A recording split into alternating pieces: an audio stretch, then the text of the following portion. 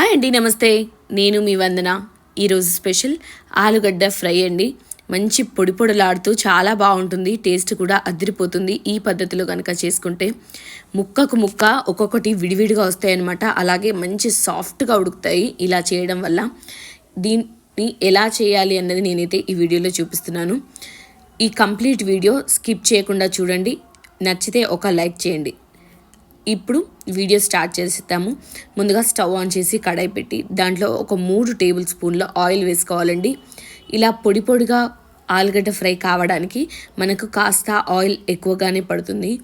Oil వేడైన తర్వాత దీంట్లో కాస్త జీలకర్ర, అలాగే 2 ఎండుమిరపకాయలు కూడా నేను వేసుకుంటున్నానండి. జీలకర్ర చిరపటమన్న తర్వాత మనము ఎండుమిరపకాయలు కూడా వేసుకొని అది కూడా కాస్త వేగిన తర్వాత దీంట్లో కరివేపాకు వేసుకోవాలండి. కరివేపాకు ఫ్లేవర్ మంచిగా ఉంటుంది, టేస్టీగా వస్తుందన్నమాట. తర్వాత ఇవన్నీ వేగిన తర్వాత దీంట్లో ఒక మీడియం సైజు ఉల్లిపాయని చిన్న ముక్కలుగా కట్ చేసి, అలాగే ఒక 4 పచ్చిమిరపకాయలు కూడా నేను దీంట్లో వేసేసుకుంటున్నాను. ఇవన్నీ మంచిగా వేగాలండి.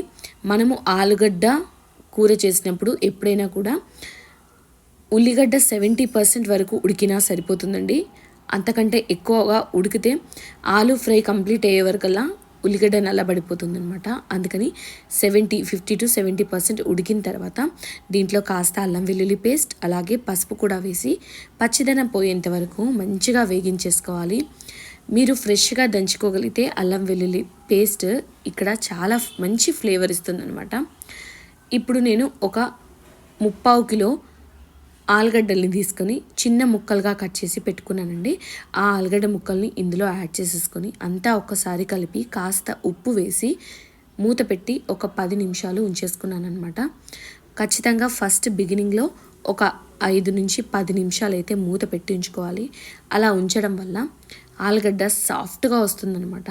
తర్వాత ఇలా మధ్య మధ్యలో కలుపుతూ మీడియం ఫ్లేమ్లో ఉంచుకుంటూ కూరనైతే చేసేసేయాలి.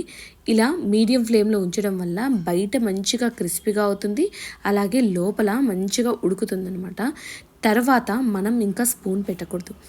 ఎప్పుడైతే బయట క్రిస్పీగా స్టార్ట్ అవుతుందో అప్పుడు స్పూన్ పెట్టకుండా ఇలా టాసింగ్ చేయడం వల్ల ముక్క ఒకటొకటి అతుక్కోకుండా ఉంటుంది. అలాగే మనం స్పూన్ పెడితే కొద్దిగా స్మాష్ అయిపోతాయి అన్నమాట.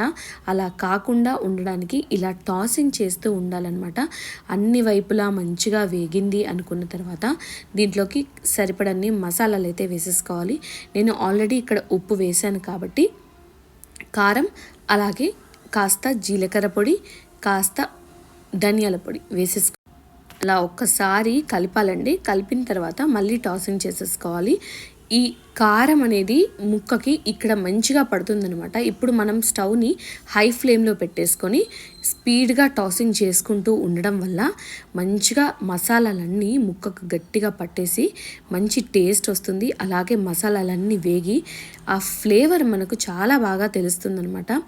ఇలా అంతా వేగిన తర్వాత పైన కొత్తిమీర చల్లేసుకొని సాంబార్లోకి కానీ పప్పులోకి కానీ వేడి వేడి అన్నంలో కాంబినేషన్లో పెట్టుకొని తింటే నిజంగా అద్దిరిపోతుంది. ఒకసారి మీరు ఇలా ట్రై చేయండి. పొడి పొడిగా ఆలుగడ్డ కూర ఎలా ఉంటుంది అన్నది నాకైతే కామెంట్ చేసి చెప్పండి. నాకైతే ఫేవరెట్ అనమాట. మా ఇంట్లో అందరికీ చాలా ఇష్టం. మీకు కూడా నచ్చుతుంది. వీడియో నచ్చితే లైక్ చేయండి, షేర్ చేయండి. Thanks for watching.